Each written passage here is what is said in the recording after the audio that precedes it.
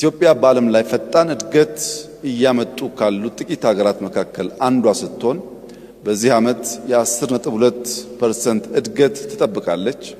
የዚህ እድገት ቀጣይነት መረጋገጥ የሚችለው ከ130 ሚሊዮን ሕዝብ በላይ ያላት ሀገር የሲ አክሰስ ተከልክላ በዓለም ላይ ካለው ልምምድና ትሬንድ ውጪ በጠላቶቻችን ደባ ለረጅም ጊዜ የጂኦግራፊ እስረኛ ሆና እንድትቆይ መደረጉ ትክክል አለመሆኑንና እንደ ቱርኪ ያሉ የኢትዮጵያ ወዳጆች በዲፕሎማቲክ መስኩ ጫና በመፍጠር በሰላማዊ መንገድ ኢትዮጵያ የሲ አክሰስ ማግኘት የምትችልበት ሁኔታ እንዲያግዙ በስፋት ተወያይተናል። ሎጂስቲክስ አንዱ ትልቁ ቦትልኔክ ነው ለኛ እድገት። ከዚያ ደግሞ የሲ አክሰስ ቁልፉን ነገር የሚይዝ ሲሆን ፕሬዝዳንት ኤርዶጋን ከዚህ አንጻር የበኩላቸው ሚና እንዲጫወቱ ጠንከር ያለ ውይይት አድርገናል። ለዚህ ምስጋና እናቀርባለን።